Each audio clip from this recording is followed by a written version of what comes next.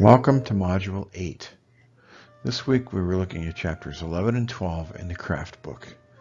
You also have an assignment due.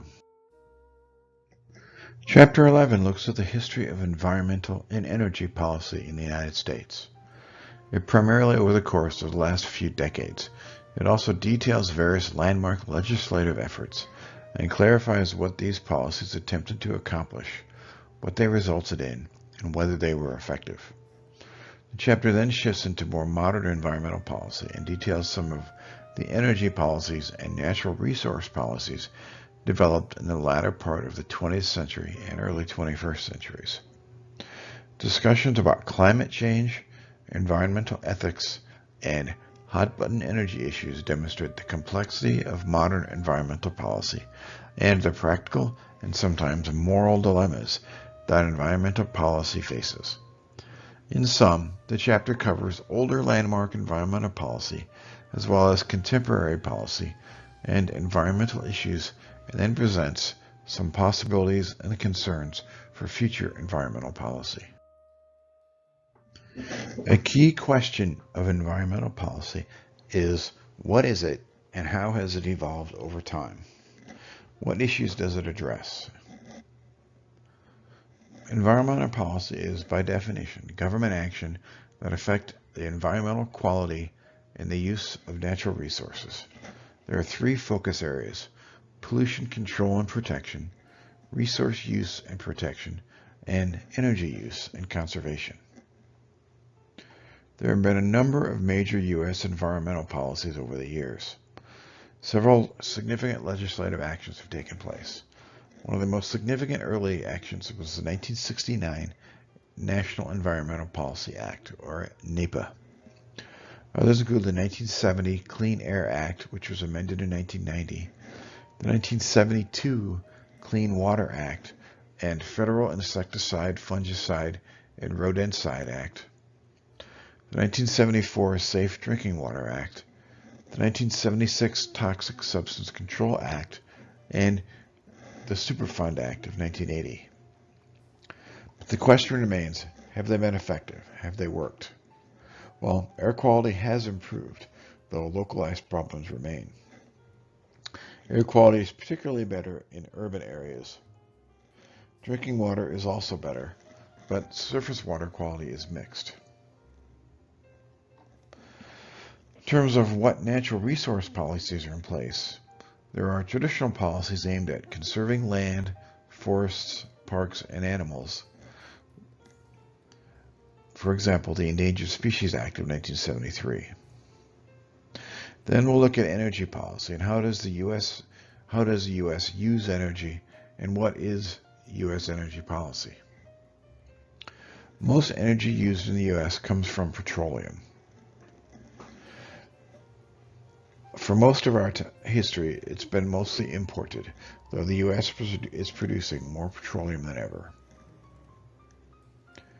It's mostly used for transportation or manufacturing, though alternative sources are slowly increasing. In the U.S., there is no comprehensive U.S. energy policy. There are efforts to reduce subsidies for natural resources use, such as mining, timber, oil, and gas. There are also efforts to impose higher user fees, as well as more control for state and local governments. Sustainable development movements are very strong and growing in importance. There are also efforts to have better measures for environmental quality. What action is being done really depends on the administration in power. There is, however, a general consensus around reducing greenhouse gases. Differences rely on how much we're willing to pay and the costs that will bear on the economy. The final policy area covered in the craft book is foreign policy and homeland security. Chapter 12 explores the interrelated issues of foreign policy and homeland security, opening by examining the surveillance programs of the National Security Agency. It considers the efficacy of government agencies responsible for foreign and defense policy.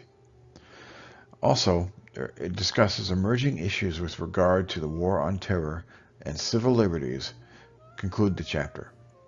After describing some of the major historical events related to U.S. foreign policy, including the Marshall Plan, NATO, the Cold War, the development of the United Nations, globalization, and military buildup, the chapter explores the growing role of covert intelligence. The Iraq War brought to the surface the new costs and challenges of fighting terrorism and the need to coordinate government efforts to combat the threat it poses around the world. Foreign aid is one of the key instruments of foreign policy today, and the chapter features an exploration of its goals and priorities. Finally, the chapter explores certain homeland security issues in greater detail. These include an examination of transportation security. A focused discussion at the end of the chapter examines the issue of civil liberties in an age of terrorism through the analytical lens of effectiveness, efficiency, and legal and ethical concerns. So how does foreign policy intersect with other areas of public policy?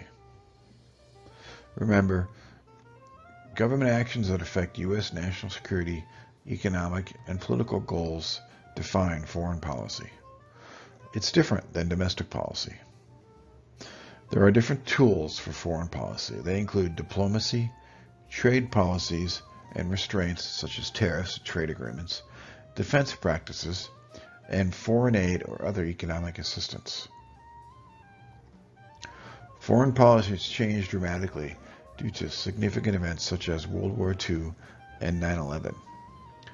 Following World War II, there was significant development of key foreign policy institutions, including the United Nations in 1945, the National Security Council of 1947. In 1947 also saw the creation of the Central Intelligence Agency. In 1948, the U.S. initiated the Marshall Plan, which rebuilt most of Europe, provided significant foreign aid, and with the goal of stopping the spread of communism. A year later, in 1949, NATO was created. Following September 11, 2001, there was a dramatic shift in the emphasis of foreign policy. It shifted from deterrence and defense to intelligence and prevention. There was the creation of the Department of Homeland Security and the USA Patriot Act. There was, of course, the War on Terror and the Intelligence Reform and Terrorism Prevention Act of 2004.